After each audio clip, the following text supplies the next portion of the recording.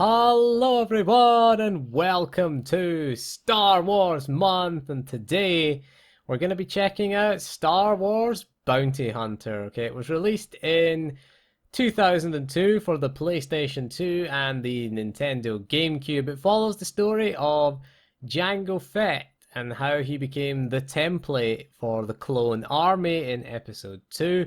So naturally you play as Jango Fett as you're contacted by Darth Tyrannus, Count Dooku in case you're wondering, to participate in a special hunt for special prey, as he puts it.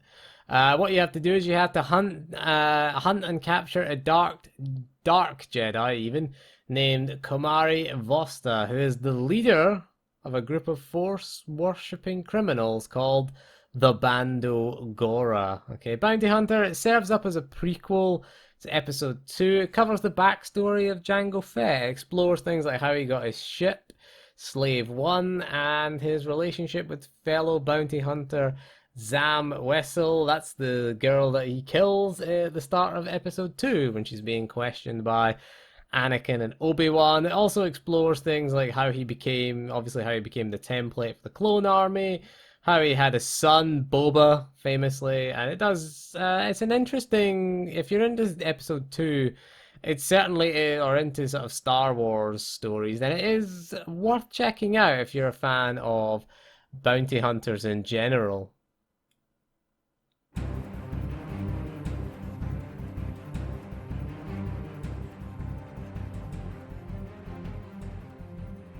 So, as we said in the intro, Bounty Hunter is available for the PlayStation 2 and the GameCube. So if you own any of those consoles, you can just pop the disc in and enjoy. The GameCube version is, of course, fully compatible with the Wii. If you own a Wii and a GameCube controller, you can play it on there, no problems. The PS2 version can be played on a fat launch model PS3 if you own the disc. Now, luckily for us, if you want to go down the digital route, that is, in 2017, Bounty Hunter is available on the PlayStation Network and can be played on the PlayStation 3. It can be downloaded to the PS3. There's also a version available for the PlayStation 4. Now, the only downside to this is if you bought the PS3 version and want to play it on the PS4, you're gonna have to buy it again, which kind of sucks if you ask me. Buying digitally, you should be able to avoid these things. Cross-buy should be a thing, Sony. Really? I don't know why. If you buy a game on Xbox 360, if you buy an Xbox Live Arcade game, should we say, on Xbox 360, and it comes to Xbox One backwards compatibility, you can play it. It would be nice to have that as an option on the PS3 for PS4. The PS4 version is upscaled to 1080p, runs at 60 FPS, and has full trophy support, so it's a pretty decent way to experience the game.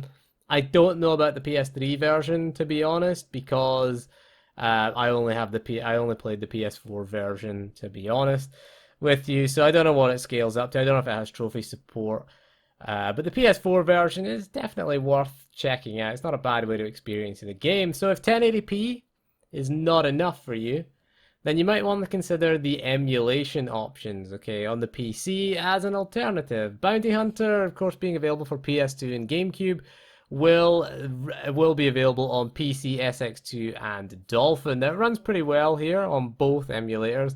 I was able to get the game up and running, 4K texture scaling with very little issue. I would give a preference to Dolphin. The GameCube version has higher quality textures and character models over the PS2 version. Dolphin's also slightly less resource intensive than PC SX2.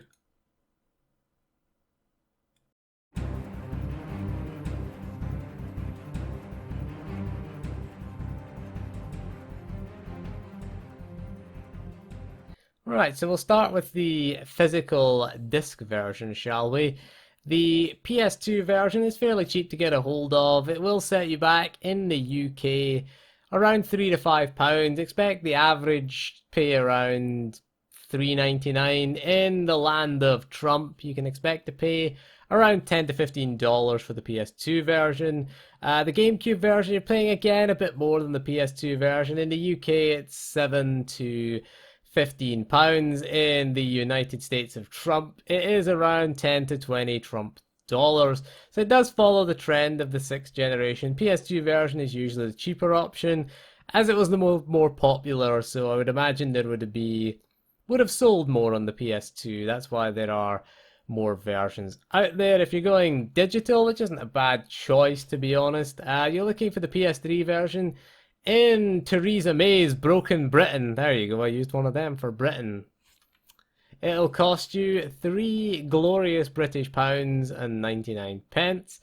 In the United States of Trump, it will cost you $9.99, which is quite a huge difference there between the US and UK stores. Also, the release dates are different. The EU version came out a year before the US version. It came out in 2014 in the EU and 2015 in the US. The PS4 version is $7.99 in the UK. I did manage to pick mine up on a sale. And again, $9.99 for it in the US. So, which version should you buy then? Well, most of the footage that you've been looking at was recorded on the PS4. So I would say that's probably the best version to get, sort of, if you're looking for it on a modern system. It has, it has all the features that you would expect from a PS4 game. It has share play, trophies, remote play, and the activity feeds. So I'd recommend that. Wait for a sale. I got mine in the January sale, which was £2.69, which is not too bad for it actually. It's pretty close, cheaper in fact than most of the physical disc versions. Again, you do get the 1080p upscaling, you do get the all of the PS4 features, so you get that over the disc version. Now, if you do want to own the disc though, I can see the appeal of owning the disc. I don't own the disc, to be honest with you, but it is fairly cheap and finding it shouldn't be too difficult. For PSN, you should be able to pick it up in a sale. PSN generally has regular sales, so it shouldn't really be too much of an issue for you to pick it up there as well.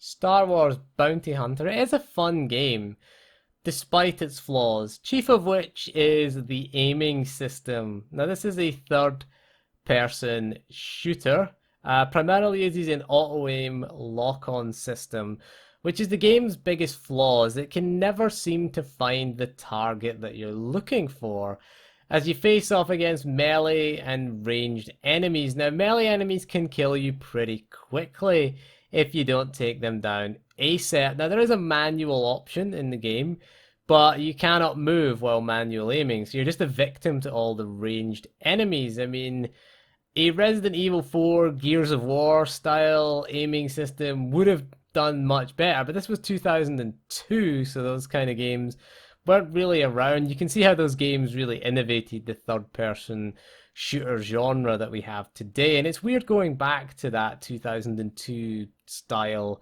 of gameplay. So it's the best we could hope for at the time. The best strategy was just jump around, circle strafe enemies, and hope that the lock-on will find the target that you want to kill eventually, because you could move and shoot while locked on to the target at least, so that wasn't too bad. So as a bounty hunter, you're going to want to do some bounty hunting, and luckily the game has you covered in that respect, as there are various NPCs scattered throughout each level that will have a price on their head.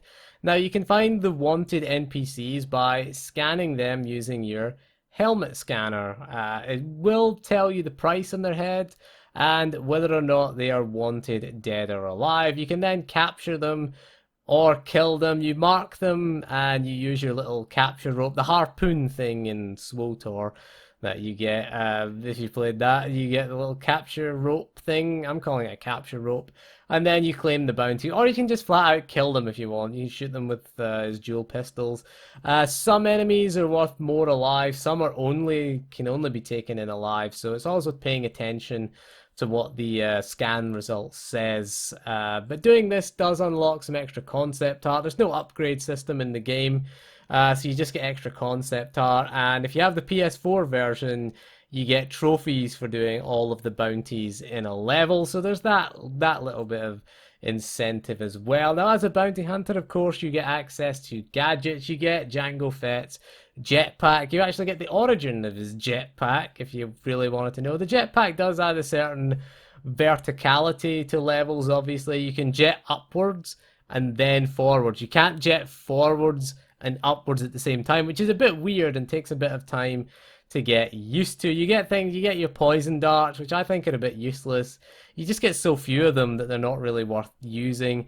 Eventually you get a flamethrower, which is very useful against the melee enemies. You're going to meet a lot of them later on in the game, especially as you start getting towards the Bandogora and you start getting, because they're kind of a force worshipping group, so they have like melee attackers. They're gonna surround you and make light work of you, so get that flamethrower out and get busy with that against them.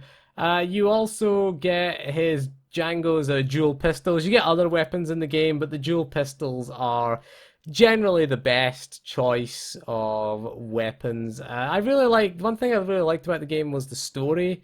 I think it's quite interesting, especially if you want to, especially if you like bounty hunters, and if you like bounty hunting in general. If you play a bounty hunter in SWTOR, you want to check this out because it does have an interesting backstory to Jango Fett, and he's quite an interesting character. There's there's Zam, who's his other fellow bounty hunter, as well in the game. So it's pretty, I think it's pretty cool, and definitely worth your while checking out.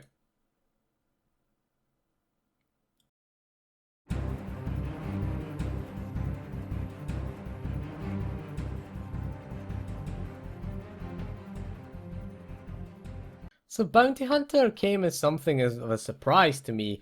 Now I had no real nostalgia or experience. I'd never played Bounty Hunter. I had a friend who played it and he loved it. He played it on the GameCube back in the day and he absolutely loved it. And I can see the appeal despite its flaws. I mean, I get that the aiming system is hugely flawed, I think. They really needed to have done something about that. But bear in mind, for the time it was released, I think we can kind of forgive it for that. But overall, I really enjoyed it, and it is a game that I would recommend you check out. If you're a fan, if you're a Star Wars fan, then definitely pick this one up. I would say pick it up. Definitely, I don't think it's one of the must-own games for a Star Wars fan, but if you're interested in Jango Fett, or if you're still pining for that Boba Fett movie, then this is the closest thing that you're gonna get to that, I think, is, you know, Star Wars Bounty Hunter. If you're a PS2 GameCube era collector, it is worth checking out, I would say. Definitely. It's not, again, it's not a must-own GameCube or PS2 game. It is fairly cheap, fairly easy to find, and you know, I enjoyed it. I enjoyed my time with this game. I thought it was pretty damn good, actually. It was surprisingly decent. Visually it looks good as well. I love the way he opens grating with his little cutter thing, I have to say. I think that's pretty damn cool there. And visually I think it looks pretty good. The PS4 version looked good, scaled up to 1080p. On the emulator, scaled up to 4K, that looked pretty damn good. Everything looks nice and clean. It's not a visually stunning game, but it is sort of, everything is nice and clean looking, I find. I like it. Overall, I thought its aesthetic was pretty nice. I like the art style. The art style is typical Star Wars. You visit sort of Coruscant and places like that. They are as you would expect for a Star Wars game. The sound effects are also very nice. Django's blasters in particular are very, very good. The jetpack is a nice thing. Weird controls for the jetpack. That's the only negative I'd say. Is you got to jet up and then forward, because you jump and then think you can jet forward and up, and he just goes forward and then you die sometimes there as well. But yeah, I love the bounty hunting aspect. I thought that was pretty good as well.